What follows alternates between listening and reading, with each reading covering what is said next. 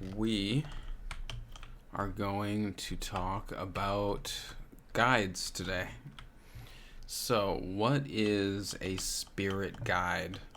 Some people call them aliens, some people call them angels, some people call them God, some people call them archangels, some people call them, I don't know, people call them all kinds of different names, but I believe they are all the same phenomena, and that is my conceptualization of them are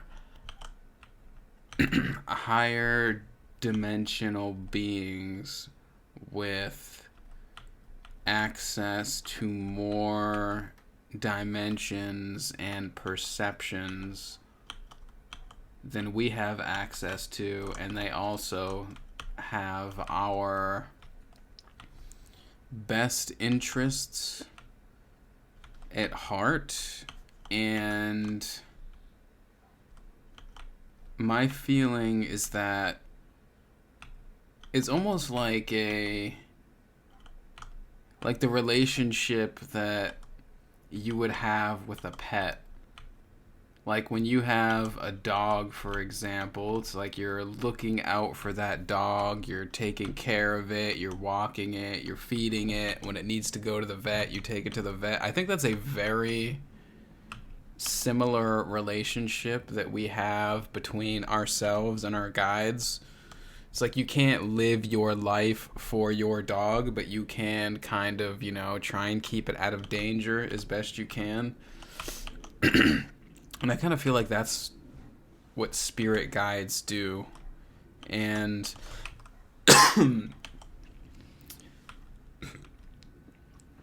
so I think everybody has them, but not everybody has an open line of communication with them. And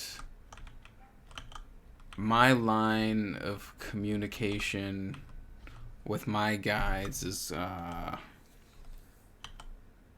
I definitely feel like it's gotten stronger over time.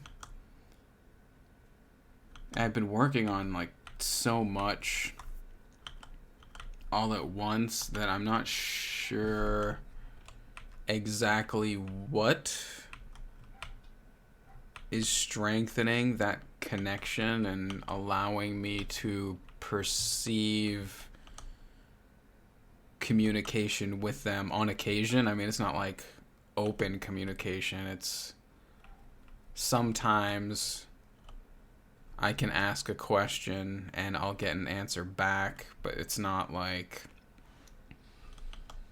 I don't know, it just doesn't feel tangible or like something I'm in control of. It more feels like something that happens sometimes, which, from what I hear from other people, is, I mean, I guess it's better than nothing, but it feels, I don't know, it feels so like wispy that like it's almost just one step above not being real or not being perceptible. It doesn't feel super strong, but it definitely feels like it's getting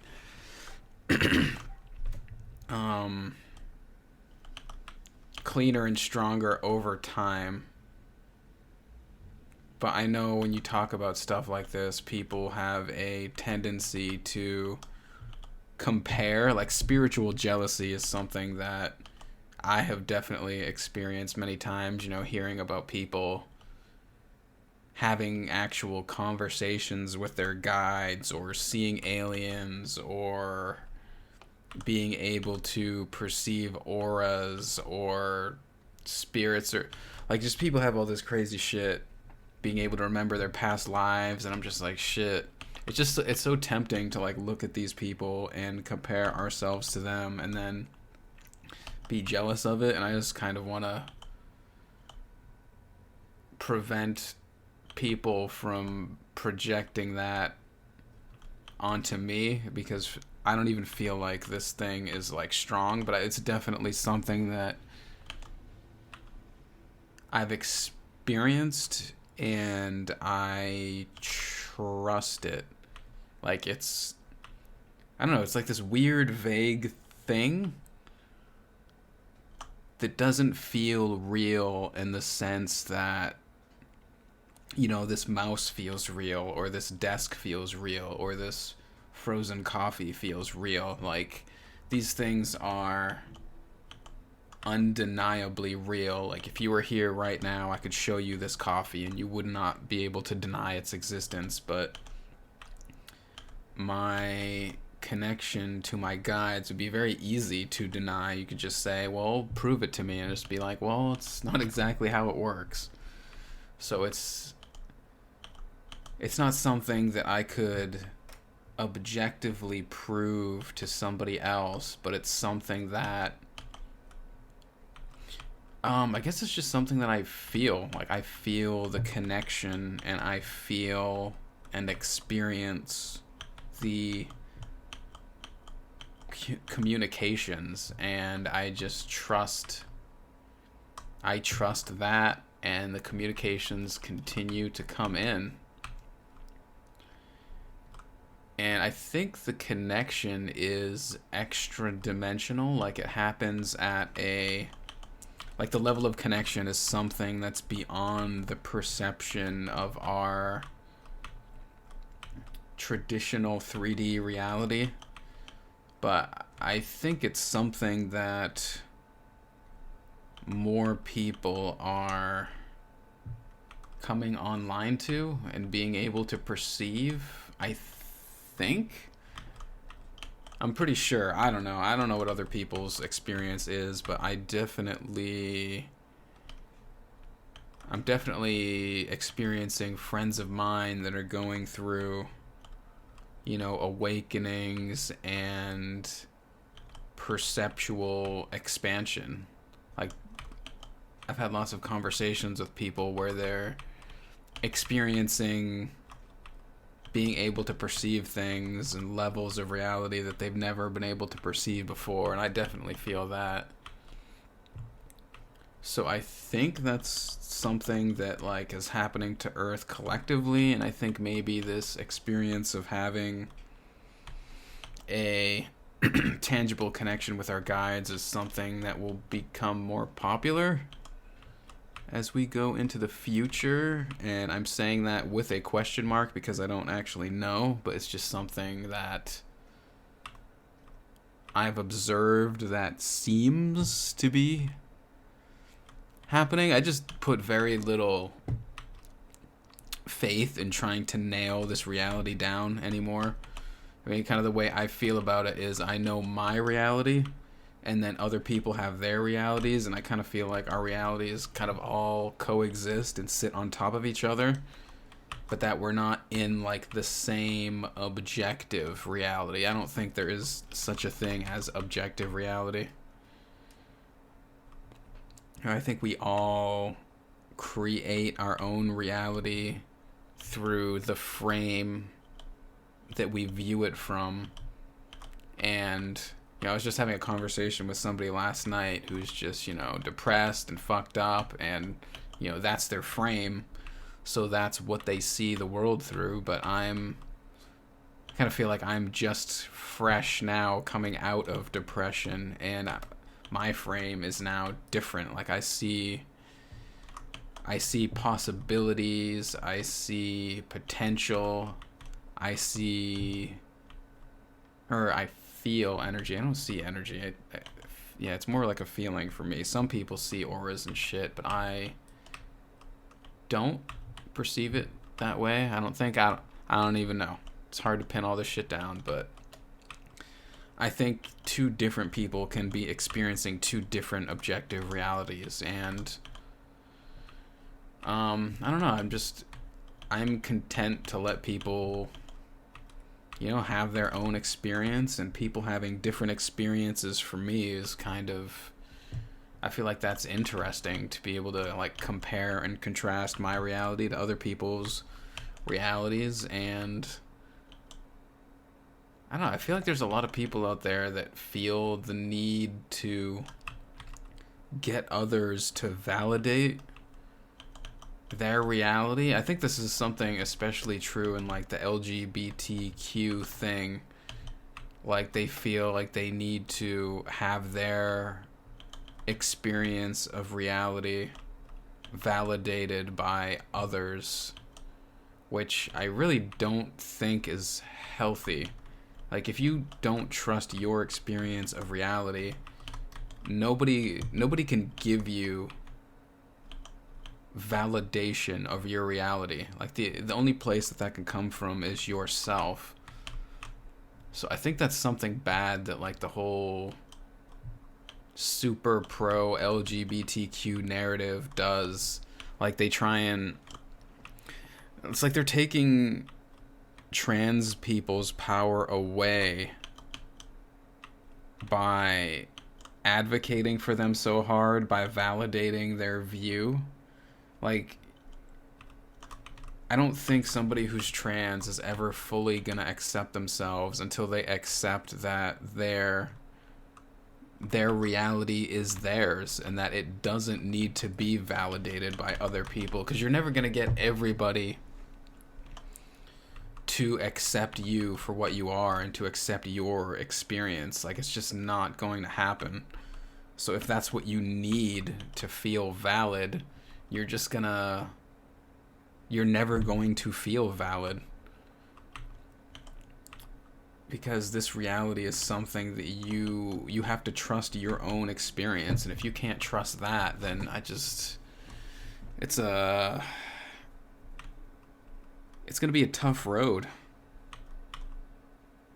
Like it all starts with you.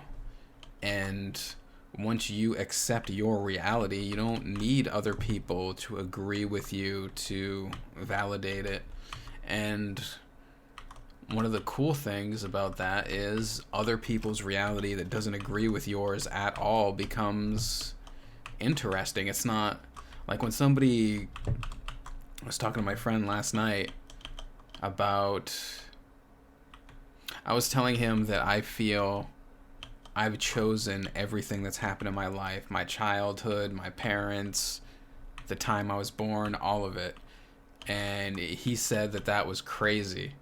And instead of getting like angry or defensive, I got interested. Like I was interested in like his conceptualization of how souls find themselves in specific situations with specific people at specific times and coincidences. Like, I'm just interested in how he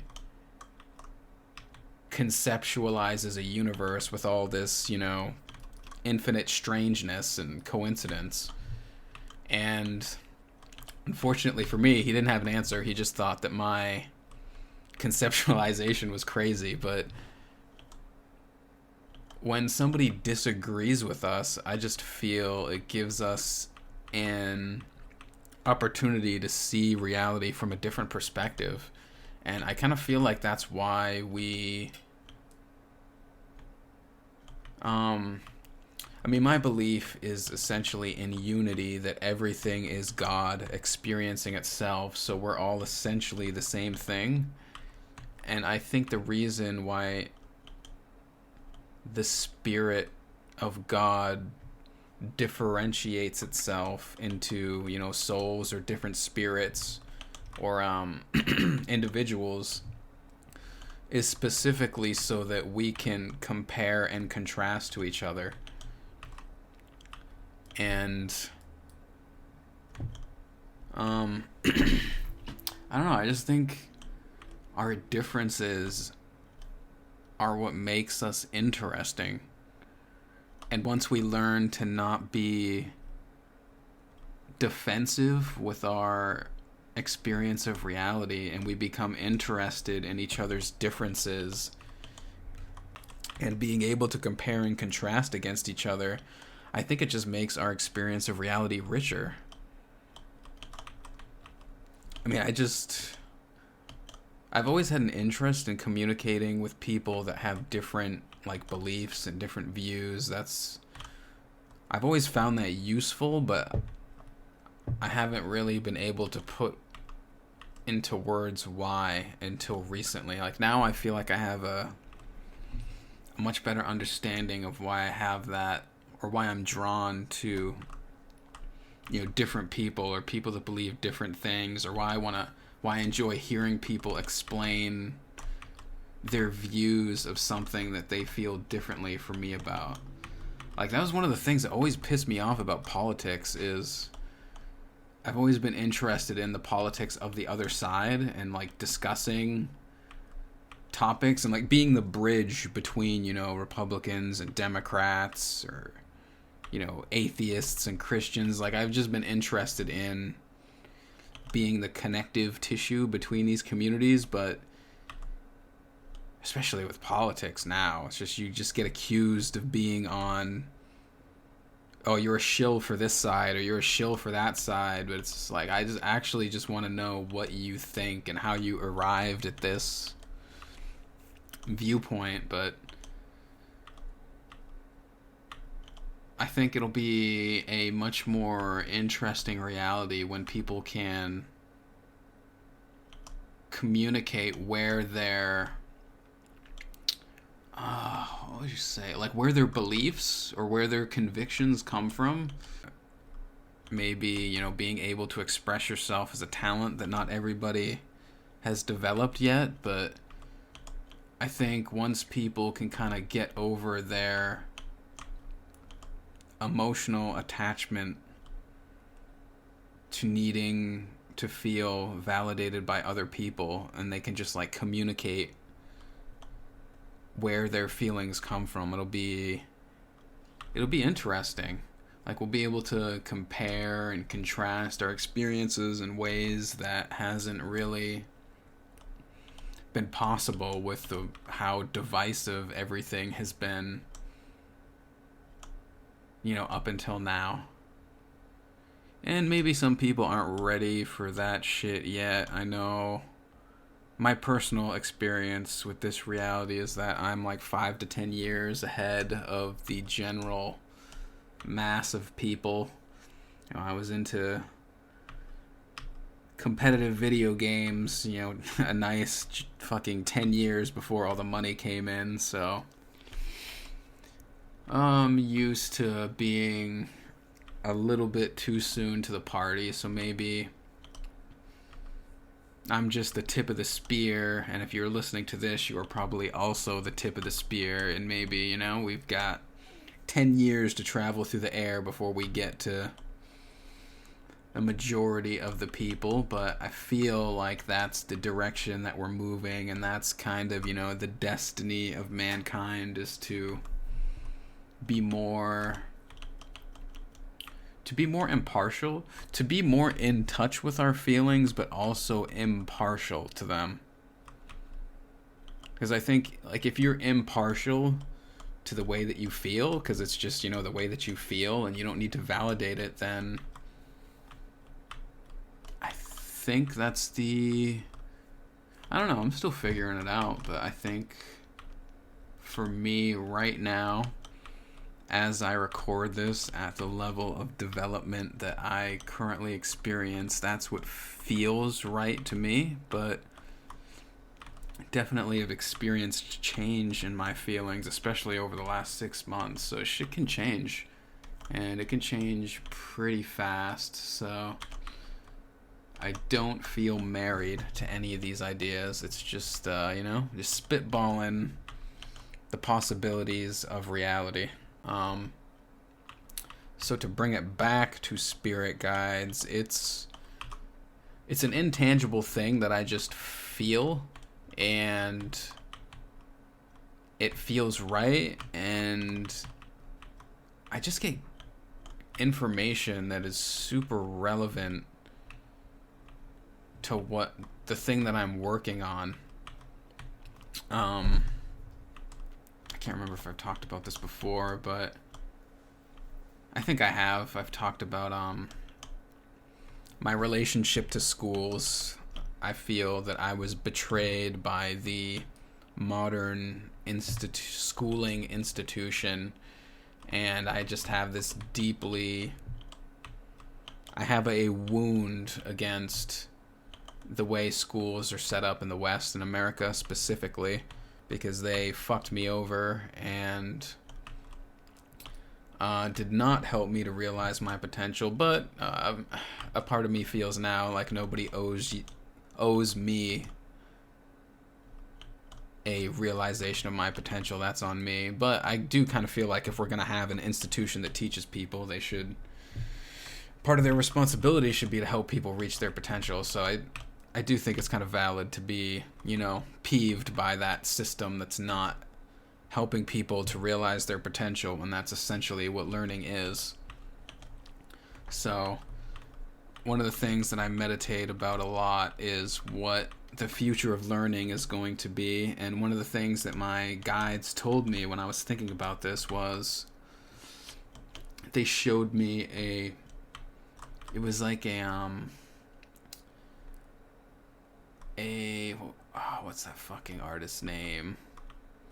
Like a Leonardo da Vincian type painting of Jesus is kind of like what I was shown when I asked what true learning is. And it came... So it started out as like a picture of Jesus was like the first thing. And then it kind of unfolded. Like the context of it unfolded. Like, you take a straw wrapper, right? And you crumple it all the way down. And then you take, a drip from your drink and you drop it on that crumpled up straw, and it unfurls. It kind of straightens out a little bit. And that's kind of like what this picture of Jesus did in my brain. Like at first when the picture came out, it was like the crumpled up straw. I was like, oh shit, here's this picture of Jesus in response to the question that I asked. And then like the context was like dripping the drop onto the straw, and it just started expanding. And the context was, Jesus was the greatest teacher that humanity's ever had. And he didn't teach by going to lecture halls. He didn't teach by going to universities or schools. He taught by going to the streets. He taught by living his life, embodying his own ideals without wavering, no matter what happened, no matter how much he was prosecuted, no matter no matter what came his way. He just continued to embody his ideals. And that is what true learning is. Like, people saw the way Jesus was living, and it resonated with them. They wanted that for themselves, so they followed Jesus, and they asked him how they could be more like him.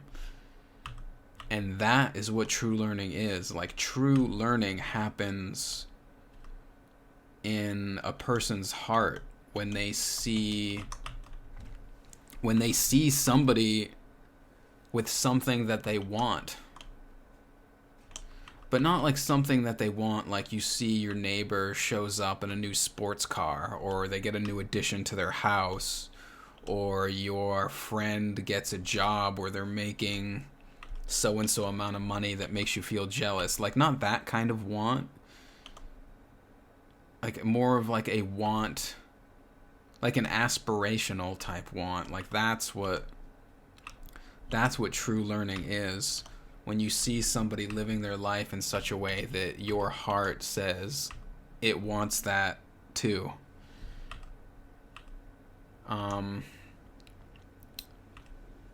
So that's kind of like the way that the communication comes to me. Like, it's very meme-like, which is interesting, because a lot of the times I'll ask a question. There was another time, too, where I don't remember, I was having, like, some sort of communication with my guides. I can't remember what exactly. But I was getting frustrated because, they were just speaking in metaphor and being vague. Like, I just felt like they weren't being clear and concise, so I was just like, can you just say it?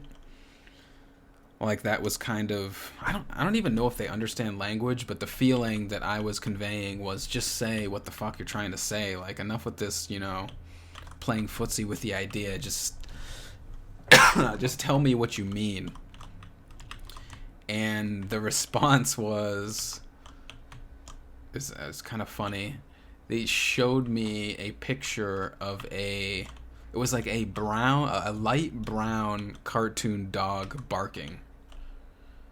Like, that was the picture that they sent. Just like, they sent the picture of Jesus before, even though this experience happened before that. So this time they sent me a picture of a dog barking. It was like a cartoon, like not even a real dog, a cartoon dog. So the context that this one unfurled into was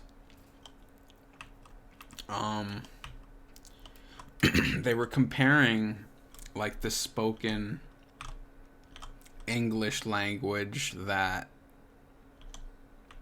I think we all think in. I'm assuming that if you're listening to this podcast, when you think in terms of your native language.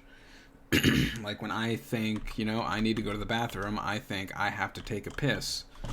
And I think it kind of like that in my head. And what the guides were saying with this picture of the barking dog was, your language is not so much different from, what dogs do that you think is so annoying. I mean, we generally don't like it when a dog barks, because why? It's noisy and it's not specific. Like, a dog barks and it's not doing a good productive job of communicating what it's feeling. When a dog barks, it's just communicating that it's feeling something, and it could be something like, somebody's at the door, so the dog starts barking and you're like, motherfucker, I know somebody's at the door, you don't need to be loud as shit. Everybody in this room knows somebody's at the door, we can hear them, we can see them, you don't need to bark. So just, we get annoyed when the dog barks. And what my guide was telling me with this picture was that the way we communicate with our language to them is like, they don't see a big difference. I mean, they perceive a difference between, the English language and a barking dog, but the difference isn't that big to them, because the way that they communicate is the way that they're communicating with me through these transmissions. They communicate through telepathy, essentially, and they don't communicate telepathically through, like, we're never gonna have a telepathic communication in English. That's not the way telepathy works, because language isn't real, and you can't telepathically send things that aren't real. You can only have like telepathic communication with true tangible things, and true tangible things are feelings. So that's the way they communicate, in pure intention and pure feeling. So for beings that communicate like that. With it's essentially like lossless compression. They get their ideas across to each other perfectly. So to them, English is just, it's a dog barking. It's a, think about how many disagreements we have and how many arguments we get into, especially with, like, you know, girlfriends, boyfriends, family members, people that we feel comfortable with, when you're speaking freely and an argument happens where they just take something that you said wrong. That happens all the time. That's so many arguments. And you would never have these arguments if you had the ability to communicate with pure intention, and people know exactly like what you feel when you're communicating what you communicate. And that's how these higher dimensional beings communicate. They were kind of making fun. They were making fun of me. They were talking shit. They're like, yeah, you think this language is so great. It's like, it's not even that good. And kind of the context I got was they're teaching me true communication through the way that they communicate with these these memes. It's so interesting. You know, you see a meme, right? And it's got like a picture and a caption under it, and you know exactly what that caption means. And it's so fucking interesting because they do the same thing. Like, they send you a picture, or they send me a picture, and then it's, instead of like text under the picture, it's like, how would I fucking explain it? It's feeling. I mean, I'm saying it in language, and it comes through in language. Like, I'll hear the explanation in English, but I don't think it's them explaining it to me in English. Like, I'm just translating the feeling into English because that's the level that I'm at right now. Like, I don't speak the language of feeling yet, but I kind of have a feeling that they're trying to teach me this language, like a piece at a time. I don't know. I'm still figuring it out. It's I mean, I don't even really feel comfortable talking about it. But I had a conversation. I've only really talked about this with one person, and that person urged me to talk about it. He's talking about his experiences with things that he's uncomfortable with, and you know, he was kind of telling me that things that make him feel uncomfortable, he knows, are essentially, you know, like a compass pointing directly where you need to go. And gotta say, I think I agree with that. So it doesn't really feel comfortable to talk about this stuff just because it's so new and it's so, I don't really understand it yet, but I am figuring it out, and it's a perception. It's definitely a new perception of reality for me. Actually, I don't even know if I would say I've never experienced anything like this before. I think I have, but my perception of reality at the time was all my thoughts are me, and I just thought everything that was in my head came from me. And now, with my understanding of like reality and the brain and the body and the spirit, and that, you know, the spirit clads itself in a body, like the way I see the body now is that my soul created this energetic expression of a body. The spirit makes the body, and I don't think every thought that we have is us. I think that we're playing like a 3D virtual reality game, and the game will present things to the spirit, to your consciousness. Like, it will present an idea to you, and it will see if you want that idea. For example, okay, let's say you're walking down the street and you hear somebody stops at a fucking stop sign or a red light in their car and they're listening to music, and you hear their music and an idea pops into your head like, this music sucks, this person sucks. Like, that's an idea that reality is presenting you with. It's like, you don't,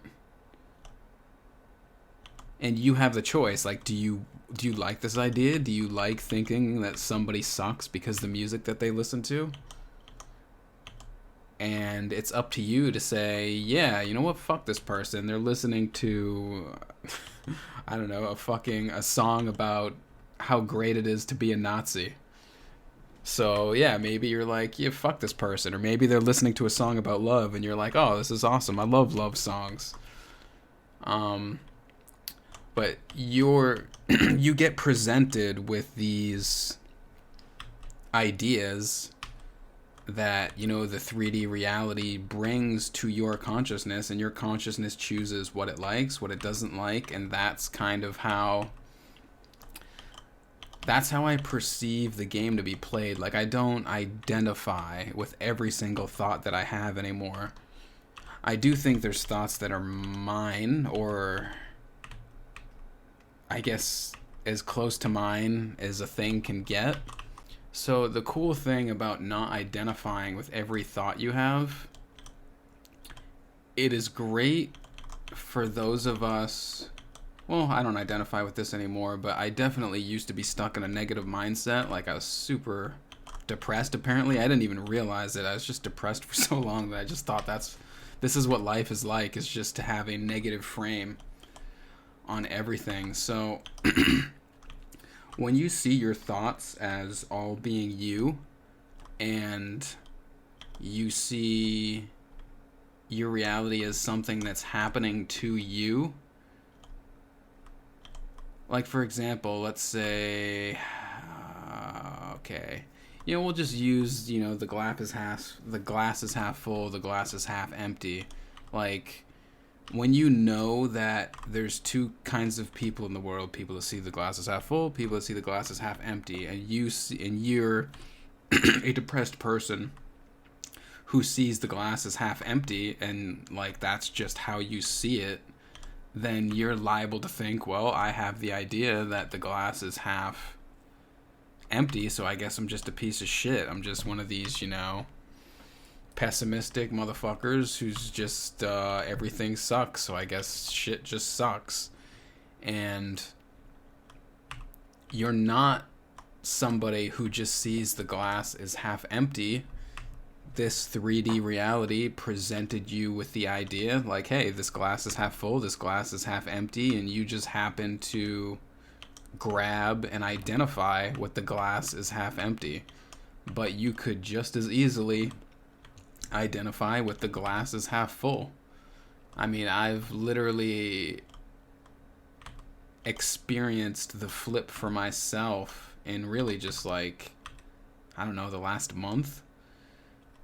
So if you're somebody who's caught in depression or you're having negative thoughts, it is actually a relief to realize that these thoughts aren't you. You're not necessarily generating them. You might be generating some of them, but the catalyzing thoughts that lead you to generate these negative thoughts probably aren't even yours. They were just presented to you, and for whatever reason, you grabbed onto them.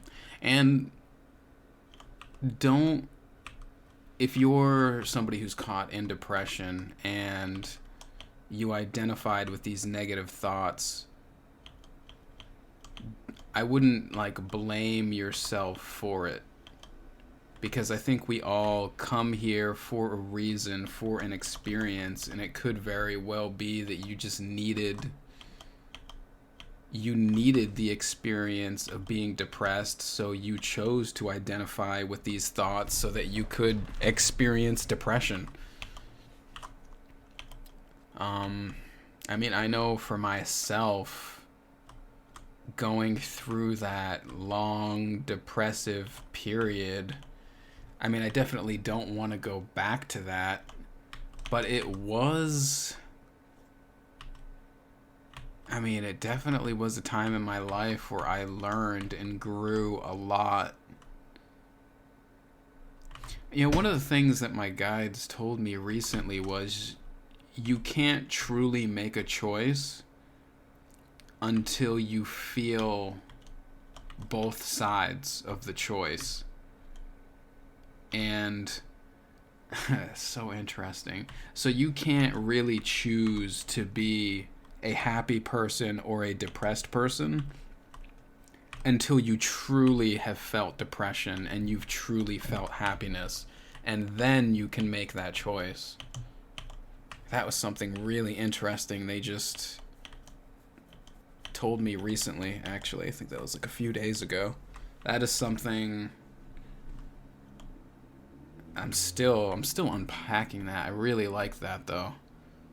Because if you can't make a choice without feeling both sides, then it's like it's validating for experiences like depression where you're like, well, why would I ever choose to be depressed if I have the choice between being depressed and being happy? And the answer to that is you can't make the choice until you felt it, until you felt both. I don't know, this is still like a very raw communication for me. Like I feel like I just got this a few days ago, and the more it sits in my consciousness, the more things I find it applicable to. I actually hadn't applied it to the idea of depression and happiness yet. I kind of just put that together now. Super interesting.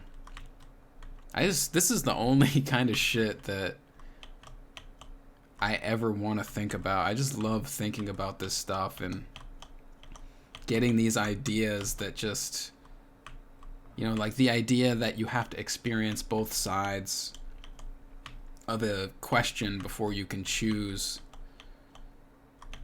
truly choose what you want for yourself. It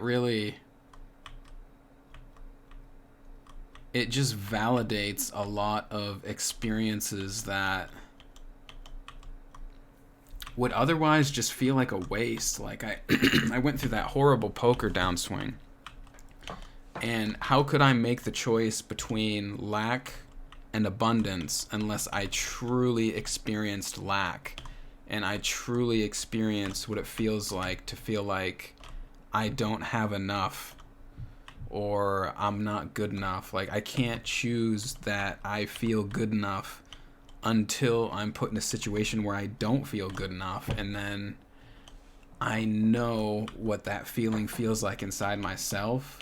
Like I know what it feels like when I'm playing poker and I'm playing great and I'm like, yes, I'm the shit, I'm awesome, I got this figured out. But I also know what it feels like to question myself and be like, do I really even know what I'm doing? Do I belong here? Like, I know what both of those feelings feel like, so when I choose, no, I do know this game, and I do know what I'm doing, and I do belong here at this table. And I can say that confidently because I've experienced both sides of it. But if I have only ever experienced one of those sides, like, how can I confidently say I want one or the other when I don't even know what the other feels like? Yeah, I still have to unpack that. I still have... Man, sometimes you get these ideas, or projection. I get these ideas, and it's like this small idea, like you have to experience both sides of something before you can choose it. And it's like, I could just filter my entire life through that question. Like I could just put all the life experiences I've ever had through the context of that little statement, and it's just like I get all these new interesting perceptions of what it is to experience life. Like I just get it's just another angle to look at everything through. And I don't know. That is what I feel called to do now. Is just to work through and think about these things. It is my favorite thing to do. And I also feel called to record this podcast. So I think I'm supposed to do both. So I'm gonna bring you guys along for this journey of mine, and I hope somebody gets something out of it. I don't believe in coincidences, so I don't think it's an accident that I feel compelled to record this, and I feel compelled to think about and process these things. Hopefully I can teach somebody something, and even better, hopefully you motherfuckers out there have your own pieces to the puzzle that I'm sure you'll be sharing with me at some point. And maybe I have a shard of something, and you actually have the other half of that shard, and it becomes a complete piece when you reach out and you leave a comment, or you send me a message, or whatever the fuck this thing does, and we'll put the puzzle together. And yeah, I'm sure. Yeah, I don't expect to be a teacher. I expect to be a teach learner. I mean, so much of this reality is, you teach people and then they teach you, and it's just like, Earth is like a classroom with no teachers, just students teaching each other, where each student has its own unique piece of the puzzle. And that's one of the things about judgment and jealousy. Like, it makes no sense to be jealous of other people's gifts, because we each have our own gift to guide us through this classroom, and we each have our own unique piece of the puzzle. And you'll never find your piece of the puzzle if you're jealous of somebody else's piece. I mean, you got a fucking piece in your pocket. Like, why don't you take that shit out? Why don't you look at that? Like, you're all worried about, this professional athlete, or this comedian, or this business person that's a billionaire. Like, they have their piece of the puzzle. And if they're successful, they're using their piece of the puzzle well.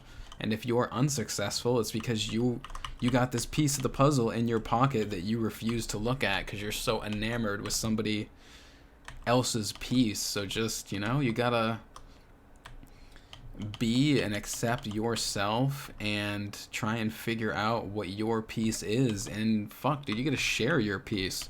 Somebody out there I could need the piece of the puzzle you have, but you could be sitting there jealous of somebody else's piece, so much so that you never even think to look at what you have and what you have had this whole fucking time. So, that is this hour, and goddamn, it went by quick. But it was a good hour. I very much enjoyed this podcast. I think this is actually one of the most enjoyable podcasts I've done to date. And it's going to be edited, definitely at the beginning. But to give you guys context, the beginning of the podcast was very slow, but I don't know. I had a feeling when it was going slow and when I was spinning my tires and not able to get a constructive thought together to do a podcast, I just had a feeling that it was going to be a good one. I just needed to find like some grip on the pavement for my intellectual tires.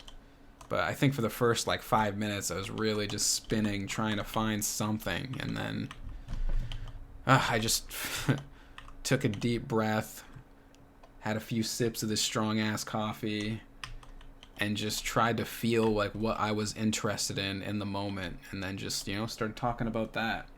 So I believe there's a lesson in this episode about trusting your feelings and letting your feelings guide you. And when you allow yourself to be guided by your feelings, man, the feelings are just always right. And they guided me into one of my favorite podcasts. I feel like I learned a lot recording this. Hopefully you guys learned something from listening to it. If you would like to experience more podcasts like this, comment, subscribe, Patreon. If you don't feel like doing that, you don't even have to. And I will catch you guys next time. Later.